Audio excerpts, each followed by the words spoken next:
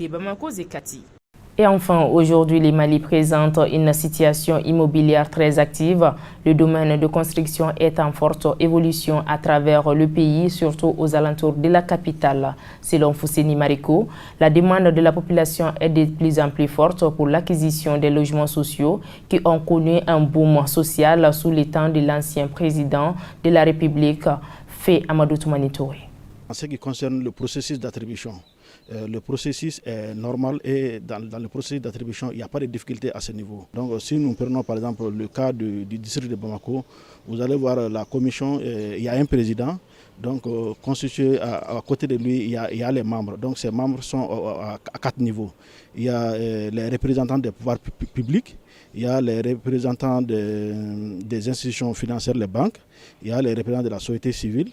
Donc je pense avec tout ça, donc l'attribution en tant que telle est bien faite et il n'y a pas de difficulté à ce niveau. Mais la seule difficulté que nous pouvons dire seulement est que le nombre de maisons disponibles à être attribuées est inférieur à ce que les gens demandent. Donc là, nous demandons à l'État peut-être de construire beaucoup, de chercher avec les partenaires à construire plus de logements donc, pour pouvoir satisfaire les demandes.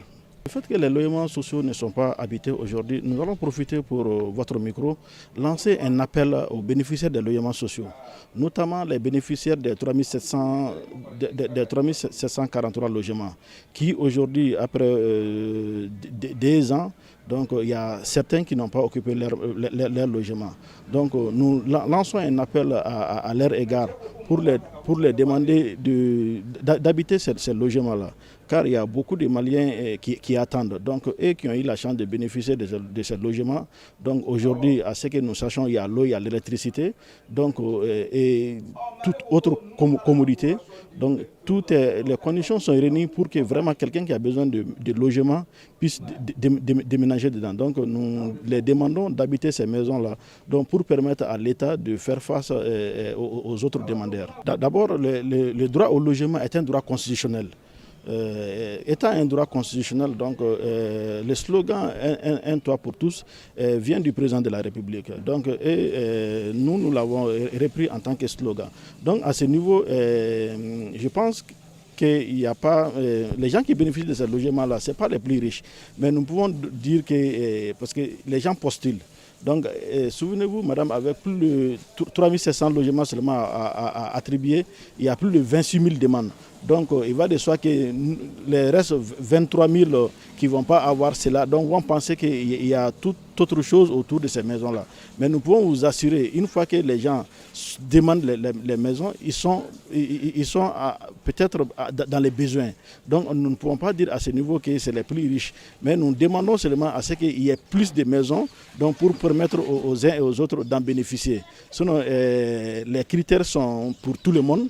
Et il n'y a pas de, comme je vous ai à dire par rapport à l'attribution, donc il n'y a pas X ou Y ne sont pas privilégiés. Donc les gens déposent les dossiers et c'est les dossiers qui parlent. Donc l'attribution est faite en fonction des dossiers. On demande à ce qu'il y ait plus de logements, donc cela va permettre aux gens, à plus de personnes, à plus de demandeurs d'avoir des logements et les soucis que les uns et les autres peuvent faire des interprétations pour dire que c'est les plus riches ne va plus être d'actualité. Au niveau de Tabakoro, il n'y a pas de problème.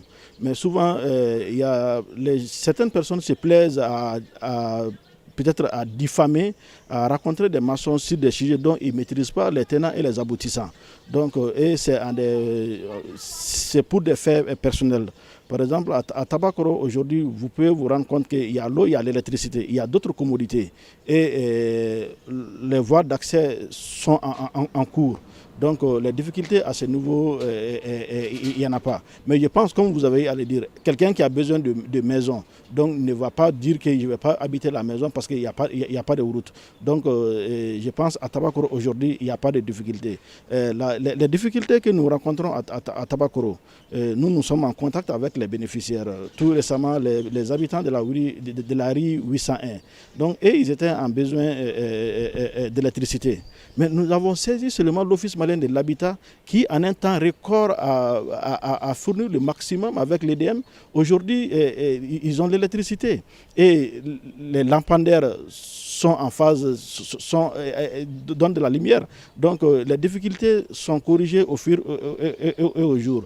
Donc, chaque fois que nous sommes saisis des difficultés sur le terrain, nous informons aussitôt qui des droits, donc, et le problème est pris en charge. Mais vous pouvez comprendre que nous sommes dans un pays où il y a trop de diffamation sur des sujets où les gens ne maîtrisent souvent pas les tenants et les aboutissants. Bon, sinon, vous pouvez voir même dans les cas de Tabakoro et Kati, il y a un problème de 50 logements qui circulent. Mais maintenant, celui qui est même à la base de ces diffamations, lui, dans une vidéo le 25 juin 2020, avait eu à donner l'explication pour dire qu'en réalité, il n'y avait pas de problème. Mais maintenant, pour pouvoir énerver les gens, pour pouvoir diffamer, pour nuire aux autorités, il ne se gêne pas à partir sur les radios, sur Facebook, pour dire on a détourné les maisons, on a détourné les maisons. Or, lui-même, dans une vidéo du 25 juin, il avait eu à dire qu'est-ce qui s'était passé. Qu'est-ce qui s'était passé? Madame, vous pouvez me comprendre si nous disons aujourd'hui que les Maliens demandent les maisons. Mais je vais vous assurer que dans le programme de 3700 logements, l'État avait demandé à ce que 50 logements reviennent aux démunis. C'est-à-dire des gens qui vont bénéficier de ces maisons-là sans payer 1 franc. Mais souvenez-vous, madame, sur les 50 logements prêts à être attribués à des démunis à 0 franc, il y a 7 personnes seulement qui ont déposé les dossiers. Et parmi les 7 personnes, il y a 4 personnes qui répondaient aux critères, qui avaient des bons dossiers, qui ont eu des logements. Donc à ce niveau, nous pouvons dire que peut-être l'information n'a pas passé et le Malien, certains Maliens, on n'a pas l'accès à l'information n'est pas facile pour tout le monde. Donc à ce niveau, nous allons corriger cela dans les jours à venir et que s'il y a attribution, donc ce qui doit revenir aux démunis gratuitement. Donc si nous avons l'information en temps, nous allons véhiculer le message pour que les uns et les autres puissent déposer leur dossier dans ce sens.